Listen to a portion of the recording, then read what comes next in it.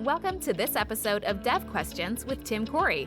Join us as we tackle the questions you are asking about a career in software development, understanding the industry, and new technology. If you are just starting out or you want to grow stronger as a developer, this is the place to get your questions answered. Now, here's your host, expert developer, and online educator, Tim Corey. Why do employers ask for work experience for entry-level jobs? Why don't they allow anyone to apply, not just those who've already gotten a job? How do you get work experience when no one will give you work experience? This is the question we're going to tackle on today's episode of Dev Questions. And we're really going to focus in on why the employer is asking for work experience, even for an entry-level job. So let's get started. Let's talk about why employers ask for that work experience. First off, if you graduate from college, let's say you go the quote unquote traditional route and you go from high school to college, you get your 4-year degree in computer science, maybe that emphasis on programming or something like that. And then you go to apply for a programming job. Why is it that the employer says, well, no, you don't have any work experience. We're not going to hire you for this entry-level job? Well, in my experience, now, I'm going to give you a very unscientific percentage here. This is just my estimation based on what I've seen. But my estimation is that recent college graduates know about 3% of what they need to in order to work in the real world. Now, where do I base that on? Well, I've taught a lot of recent college graduates. I've brought a lot of recent college graduates up to speed in jobs, and I have found that they just don't know what they need to know to actually do work in the real world. Let's talk about the college experience for just a second here. When you go to college, you are tested.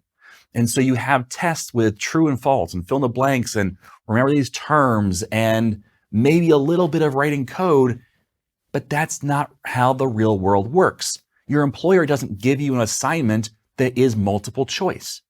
Your employer will give you an assignment that is build this application. Now, if you've gone through college, think back through how many times did you actually build a full application in college? A real application, not just pieces of one, not just a little thing that was an experiment or something you copied from somebody else, or a real application that did real work. Probably not very many, if any. In fact, your college experience, if you go to college, it's going to be very little to do with programming, even if you are a programming major of some type, because you have the general credits you're normally supposed to take, like literature and music appreciation and all the other things that kind of round you out as an individual. Those aren't bad, but they're not development focused. And then when you actually get into your field, you may be taking a class from a professor who hasn't actually done it in the real world or hasn't for a very, very long time. And then you're reading out a book that had to be published and approved and gone through the process that usually takes about 3 years to get into the classroom. Well, 3 years ago is a long time in development world. So all these things add up to a not great experience for the person learning, because what they learn isn't what they necessarily need in the real world.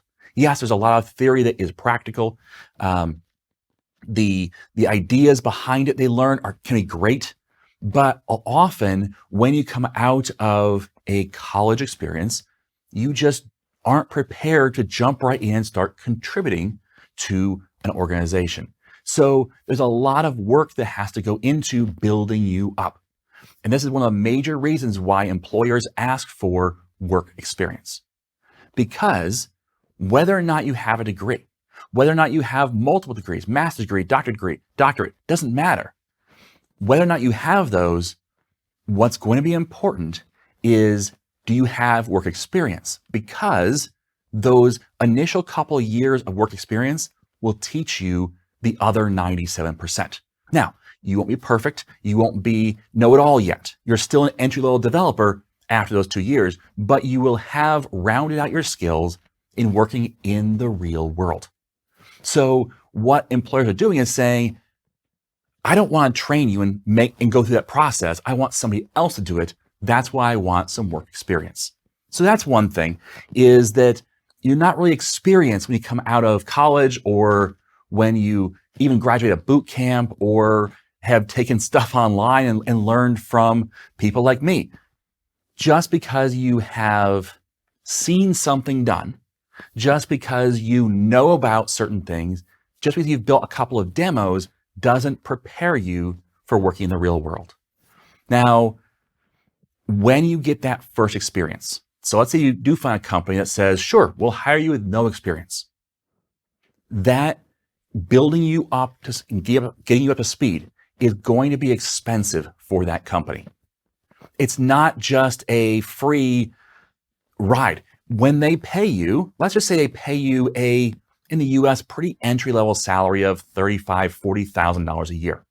All right. So if they're paying you $40,000 a year, that is about $800, $900 a week. Well, how many weeks is it going to be before you start contributing to the organization? Well, you're not going to contribute right away. You're going to have to learn how things go. And so maybe the first 3, 4, 5 weeks, you're doing nothing. And then when you start doing something, yeah, you're making contributions, but they're tiny.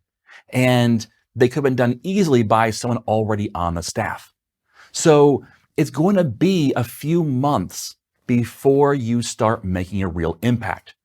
So you start seeing $5,000, $10,000, $15,000 an employer has paid to you without getting any benefit back. But even worse is that you're not going to work on your own. You're going to ask questions of the other developers, which is a good thing. You should do that. Please do that. But when you do, you're taking time away from what those developers could be doing. And so that's even more of a cost. So the employer has to think through, how long do I allow this to go on before I start seeing a return on my investment? Because eventually, if you stick with that company, you will become a contributing member of the team, and you will start giving back more than you cost, hopefully. Well, at that point, you're going to start paying back the time that they've invested in you. But that can be a long time. That investment isn't an overnight investment. It's sometimes a year or 2-year investment before you start seeing real return on that investment. The problem is that people don't stay in jobs very long anymore. They tend to bounce around. So that first employer, maybe they get you up to speed and they get you to the point where you're finally returning some value for what you cost them, and then you find a better offer somewhere else.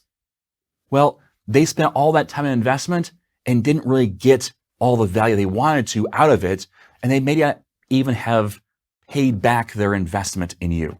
So that's why employers are a little shy to do that, because they don't want to be the one that gets stuck paying for essentially your education. So that's another reason why employers are a little shy to just say, yeah, I'll hire you with no education. Also, no experience. So also, if you have no experience, how do you separate yourself from the thousands of other developers who also have no experience? As an employer, think of it from their side, how do they choose who to hire? How do they know if you're going to be a good developer or not? If you have no experience to show, how do they know if you're going to be the right person for the job or not? That's a big question, and it's one that is really hard to answer. So sometimes having experience shows off that you stuck around, that your employer liked you, that you grew over time. These are the things that will help an employer say, yes, I think you might be a good fit for our organization. I think you might be a good investment to keep going in our organization. So those are some of the reasons why employers don't just ask for no experience. They have to have some kind of criteria to hire people, and they often will use that as a way to get past that first hurdle of training you. Now, what can you do? Because, okay, sure, you understand their plight, but at the same time, if you have no experience, then how do you get experience? Well, there's a few things. First of all, practice is really important. Whenever you learn something, practice it. You've heard me say that in almost every video I've ever made, but it's so important because if you watch something, it feels like you know it, but until you've actually built it, you don't have that experience.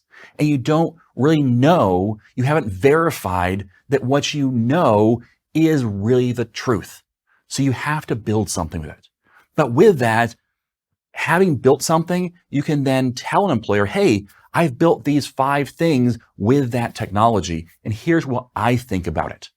All right. Number 2, build a portfolio.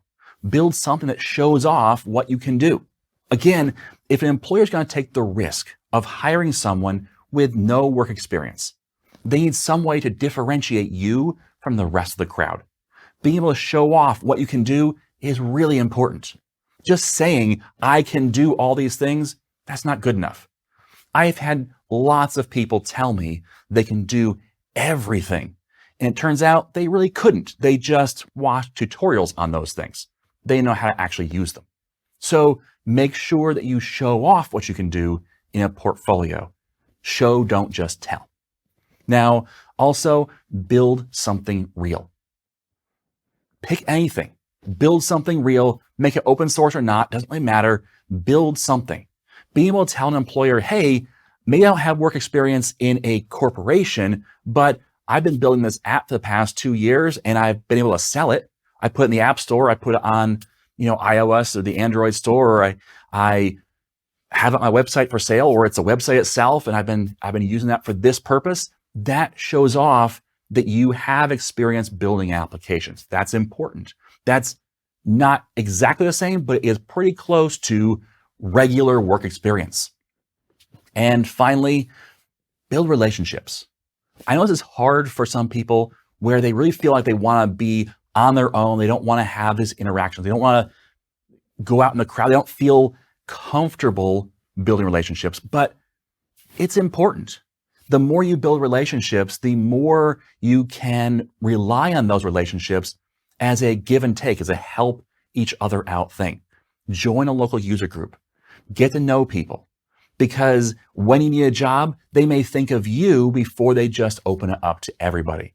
So building relationships is also really helpful as a new developer and as an existing and growing developer as well. All right. So hopefully you have a better picture of why employers don't just hire anybody. They have to think through how they hire people in order to get the most return on their investment. But at the same time, hopefully you have some ideas on how to improve your odds of getting a job, your first job especially, but getting a job where you can show off what you can do and you can prove what you can do so that employers can understand who you are as a developer and hopefully take a risk on you. All right. Thanks for listening. And as always, I am Tim Corey.